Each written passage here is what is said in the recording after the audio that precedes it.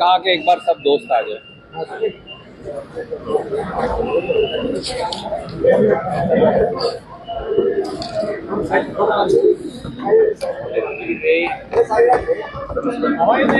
मैं इसको एडजस्ट करूंगा, मैं खराब नहीं करूंगा, आप चिंता मत करिए।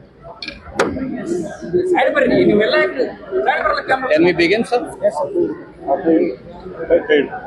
नमस्कार दोस्तों, जहां जहां बीजेपी है ऐसा लगता है कि बीजेपी और उग्रवाद का कहीं ना कहीं चोली दामन का साथ बन गया है। याद करिए, हर बार जब देश पर हमला होता है तो बीजेपी की ही सरकार क्यों होती है, ये आम जनमानस सवाल पूछ रहा है।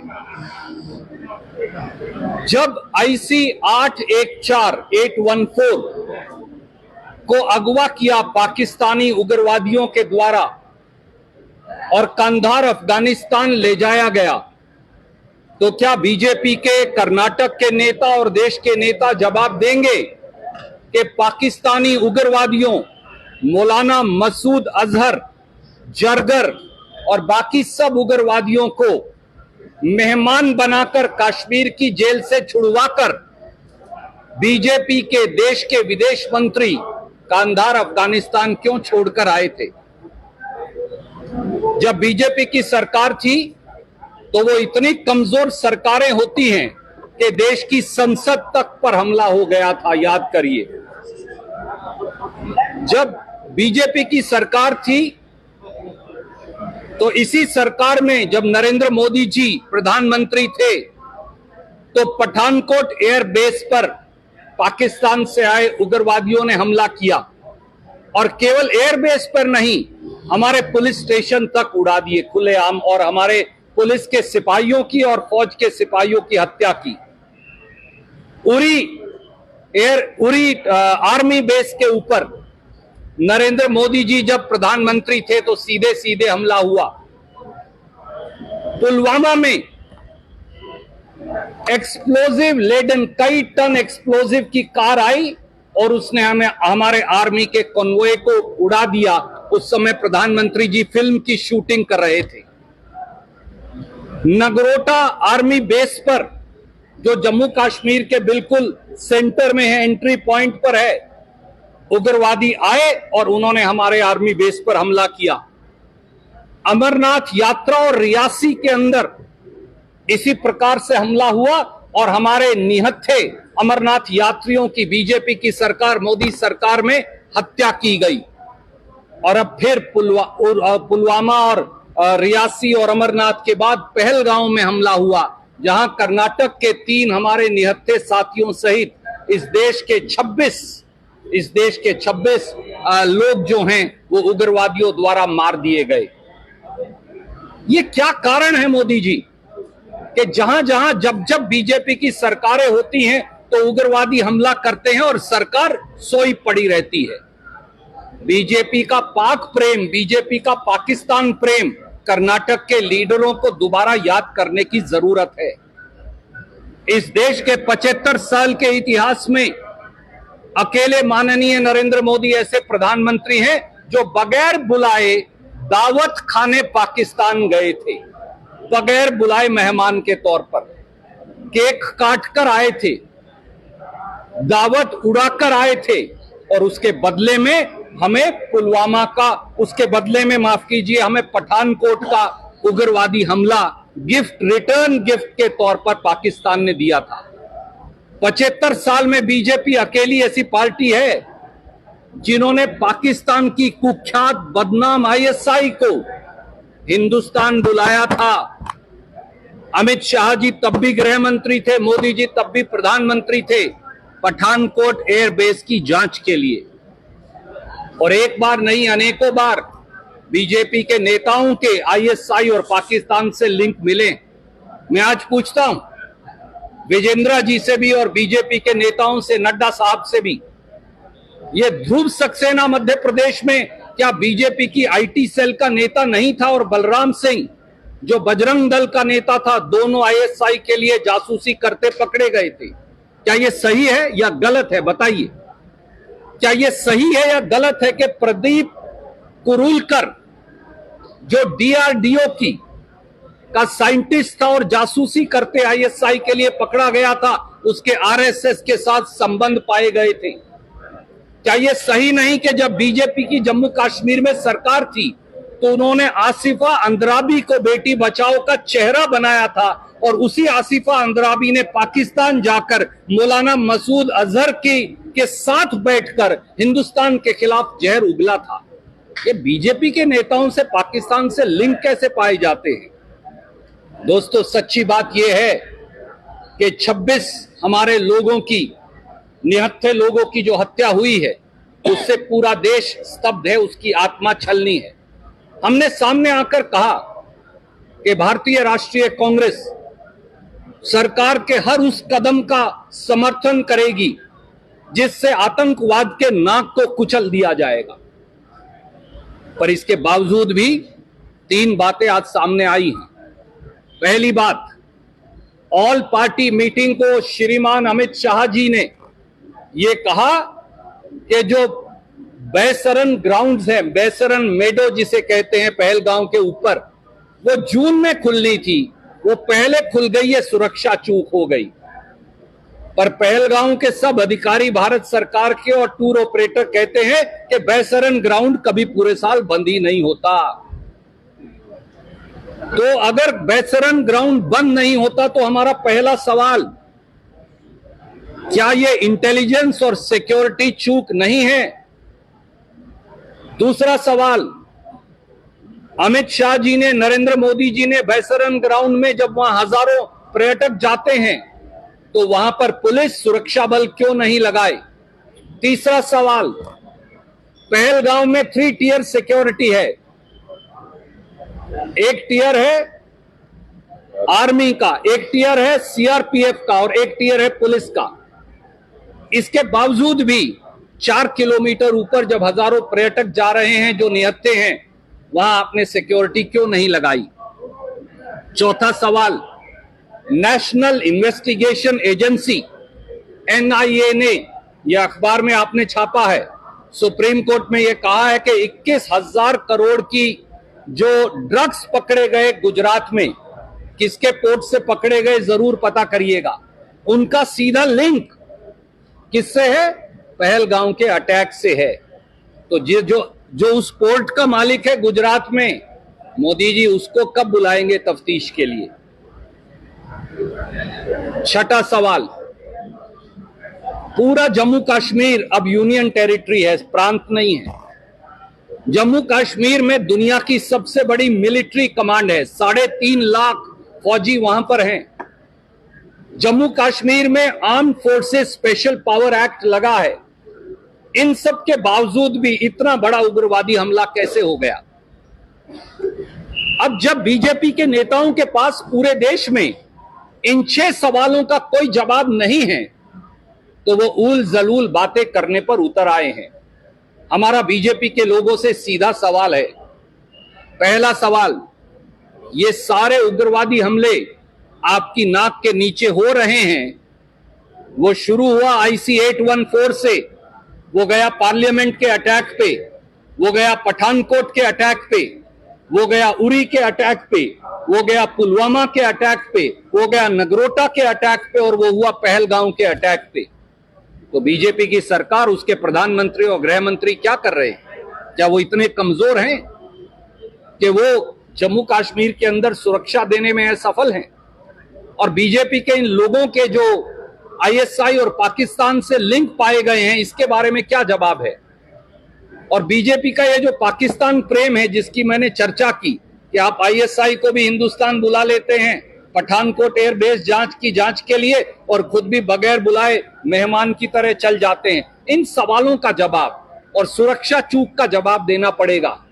5 या 6 लोग भेजकर भोंडा प्रदर्शन करके किसी मुख्यमंत्री के खिलाफ 2 नारे लगाकर आप इस बात से पल्ला नहीं झाड़ सकते कि इस देश में सुरक्षा चूक और इंटेलिजेंस फेलियर के लिए बीजेपी की केंद्रीय सरकार जिम्मेवार है और उनके नेता जिम्मेवार हैं। अब हमारे प्रदेश कांग्रेस कमेटी के अध्यक्ष आदरणीय DK शिव कुमार जी आपको कुछ कहेंगे। स्नेहितरे, ಇಡೀ ರಾಜ್ಯದಲ್ಲಿ ಎಲ್ಲ ವಿಭಾಗ ಮಟ್ಟದಲ್ಲಿ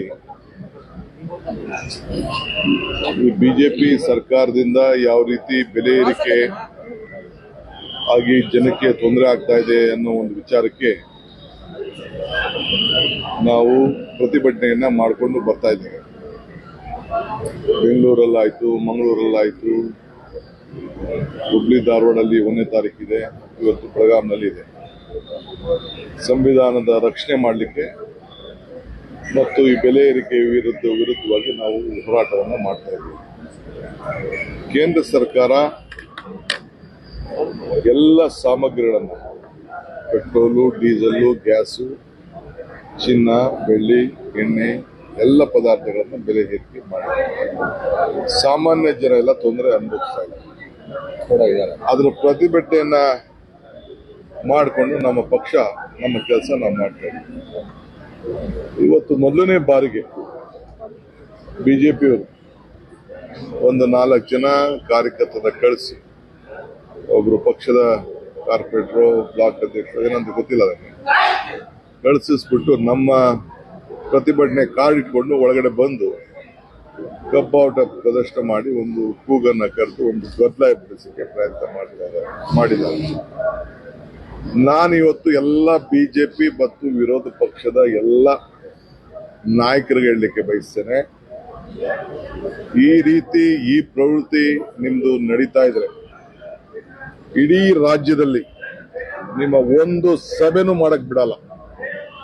ಇದು ಕಾಂಗ್ರೆಸ್ ಪಕ್ಷದ ಒಂದು ಪ್ರತಿಜ್ಞೆ, ಇದು ತಿಳ್ಕೊಳ್ಳಿ. No point of time will not allow a single programme of the opposition party to be done in Karnataka if this attitude continues. ಇವತ್ತು ನಮ್ಮ ಕಾರ್ಯಕರ್ತಕ್ಕೆ ನಾನು ಒಂದು ಕೂಗನ್ನ, ಸಂದೇಶವನ್ನ ಕೊಡಬೇಕಾಗ್ತದೆ. ನೀವು ಹೋಗಿ ನಿಮ್ಮಿಂದ ಬೆಲೆ ಏರಿಕೆ ಆಗಿದ್ದು ಇದಕ್ಕೆ ಫಸ್ಟ್ ಉತ್ತರ ಕೊಡಿ.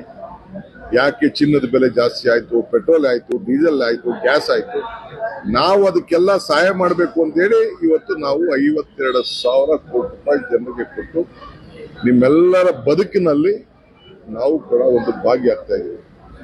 ಸೊ ಅದಕ್ಕೆ I would like to warn, ನಾನು ಎಚ್ಚರಿಕೆಯಿಂದ ಹೇಳ್ತಾ ಇದ್ದೇನೆ, ನಮ್ಮ ಕಾರ್ಯಕರ್ತರಿಗೆ ಇದನ್ನ ನೀವು ನೆಟ್ಟಿಗೆ ಮಾಡಿಕೊಂಡ್ರೆ ಸರಿ, ಇಲ್ಲ ಅಂದ್ರೆ ಇದೇ ಆಟಿಟ್ಯೂಡ್ ಏನಾದ್ರು ಇದು ಪ್ರಾರಂಭ ಆಗಿದೆ, ನಮ್ಮ ಹೋರಾಟ ನಿಮ್ ವಿರುದ್ಧ ಹೋರಾಟ, ನನಗೆ ನಿಮ್ಗಿನ್ನ ಜಾಸ್ತಿ ಕಾರ್ಯರೂಪವನ್ನು ಮಾಡಷ್ಟು ಶಕ್ತಿ ಭಗವಂತ ಈ ರಾಜ್ಯದ ಜನತೆ ನಮಗೆ ಕೊಟ್ಟಿದ್ದಾನೆ. ಇದು ಬೇರೆ ಇರ್ತದೆ. ಸೊ ಆದ್ರಿಂದ ನಿಮ್ಮೆಲ್ಲರೂ ಕೂಡ ನಾನು ಎಚ್ಚರಿಕೆಯನ್ನು ಕೊಡ್ತಾ ಇದ್ದೇನೆ. ನಿಮ್ಮ ಪಕ್ಷ ಕಾರ್ಯಕರ್ತರಿಗೆ ನೀವೇ ಸರಿ ಮಾಡಿಕೊಂಡು, ಬುದ್ಧಿವಾದ ಹೇಳ್ಕೊಂಡು ಸರಿ ಮಾಡಿಕೊಂಡು ಸರಿ, ಇಲ್ಲ ಅಂದ್ರೆ ನಾನು ಎಲ್ಲೂ ಕೂಡ ನಿಮ್ಮ ಕಾರ್ಯಕ್ರಮಗಳನ್ನು ಮಾಡಲಿಕ್ಕೆ ನಾನು ಬಿಡುವುದಿಲ್ಲ. ಎಲ್ಲ ತರದ ಹೋರಾಟಕ್ಕೂ ಕೂಡ ನಾವು ಕೂಡ ಪ್ರತಿ ಹೋರಾಟಕ್ಕೆ ಸಿದ್ಧವಾಗಿದ್ದೇವೆ ಅನ್ನೋ ಮಾತನ್ನ ಹೇಳಲಿಕ್ಕೆ ನಾನು ಬಯಸ್ತಾ ಇದ್ದೀನಿ. ಇದೊಂದು ಎಚ್ಚರಿಕೆಯ ಗಂಟೆ ಅಂತ ನಾನು ಮನವಿ ಮಾಡ್ತಾ ಇಲ್ಲ. ಐ ಆಮ್ ವಾರ್ನಿಂಗ್ ಯು, ಇಷ್ಟು ಮಾತ್ರ ಹೇಳ್ತೀನಿ. Any question you are welcome to ask. Such incidents are happening because Muslims are suppressed in this country. आदरणीय साथी, जैसे ही पहलगांव की त्रासदी हुई, श्री मल्लिकार्जुन खड़गे राष्ट्रीय कांग्रेस अध्यक्ष और राहुल गांधी जी ने फौरन कांग्रेस की कार्य समिति बुलाई और हमने कांग्रेस की कार्य समिति में साफ तौर से कहा कि उग्रवाद का सर कुचलिए। जिन लोगों ने पहलगांव में हमला किया है उनका सर कुचलिए। कांग्रेस पार्टी राजनीति छोड़कर सरकार के साथ है। पर मैं एक बात और कहना चाहूंगा, हमारी लड़ाई, हिंदुस्तान की लड़ाई उग्रवाद से है, टेररिस्ट से है। ये लड़ाई पाकिस्तान से भी होगी अगर पाकिस्तान इसी प्रकार से उग्रवाद का समर्थन करेगा। उसकी शक्ल का सरकार फैसला कर लेगी, हम समर्थन करेंगे। पर यह लड़ाई हिंदुस्तान के नागरिकों की नहीं, ये लड़ाई धर्म की भी नहीं है, ये लड़ाई हिंदू मुसलमान की नहीं है, ये लड़ाई हिंदुस्तान बनाम उग्रवाद की है। जो लोग इसे हिंदू बनाम मुसलमान की लड़ाई बनाना चाहते हैं, वो पाकिस्तान और उग्रवादियों के हाथ में खेल रहे हैं। वो किसी राजनीतिक दल के व्यक्ति भी हो सकते हैं, वो बुद्धि से भटके लोग भी हो सकते हैं, वो भावनाएं भड़काने वाले भी हो सकते हैं। अगर आप मेरे देश को आपस में लड़वा दोगे, भाई को भाई से लड़वा दोगे, तो मैं आपके माध्यम से अपील करता हूं, मेरा देश बचेगा कैसे? मेरा देश इकट्ठा है, संगठित है, तभी तो हम पाकिस्तान हो या कोई और उग्रवादी हो उसका जवाब दे सकते हैं। जिसका घर खुद लड़ता है वो दूसरे से नहीं लड़ पाएगा। इसलिए मेरी आपके माध्यम से, क्योंकि आप सजग पत्रकार हैं, बुद्धिमान हैं, आप इस देश के हित अहित को समझते हैं, मेरी आपके माध्यम से भी अपील है कि जो लोग हिंदुस्तान बनाम उग्रवाद की लड़ाई को हिंदुस्तान के नागरिकों की लड़ाई बनाना चाहते हैं, जो धर्मों को लड़वाना चाहते हैं, जो हिंदू बनाम मुसलमान की लड़ाई हिंदुस्तान में करवाना चाहते हैं, वो पाकिस्तान का एजेंडा चला रहे हैं। ये हिंदुस्तान का एजेंडा नहीं है। हमारा एजेंडा है, हम मजबूत हैं, थे और रहेंगे, और उग्रवाद का फन कुचल देंगे। धन्यवाद। पाकिस्तान के खिलाफ जो भी कार्रवाई होगी उसको आप सपोर्ट करेंगे? 3 बार मैंने साथी ये बोल दिया, फिर बार बार तो उचित भी नहीं लगता। सीएम साहब जवान के बारे में जो स्टेटमेंट दिए थे, बीजेपी के सभी नेता अपना सीएम साहब को टारगेट कर रहे हैं। मनगढ़ंत, बेबुनियाद और बचकानी बातें हैं बीजेपी के नेताओं की। उन्हें अगर सवाल किसी से पूछना चाहिए तो वो श्रीमान अमित शाह जी और नरेंद्र मोदी जी से पूछना चाहिए। उन्हें पूछना चाहिए, पहलगांव में 200 किलोमीटर अंदर उग्रवादी कैसे आ गए? जब पुलिस आपके हाथ में, सीआरपीएफ आपके हाथ में, मिलिट्री आपके हाथ में, सबसे बड़ी मिलिट्री कमांड आपके हाथ में, यूनियन टेरिटरी में राज आपका चलता है, कैसे आए? क्या ये इंटेलिजेंस फेलियर नहीं? वो हथियार कहां से लेकर आए? आपने बैसरन मेडो के अंदर किसी को लगाया क्यों नहीं, पुलिस और सिक्योरिटी फोर्स को? अगर महाराष्ट्र तक, कर्नाटक तक ये पता था बैसरन मेडो खुल गई है, तो हमारे 3 लोग मरे, उन्हें तो मालूम था। तो दिल्ली की सरकार को और जम्मू कश्मीर की सरकार को, जहां उनकी रिट चलती है, उन्हें क्यों नहीं पता चल रहा? क्या वो आंखें बंद करे बैठे हैं, ऐसा शासन चला रहे हैं? ये सवाल उनसे पूछे जाने चाहिए। धन्यवाद।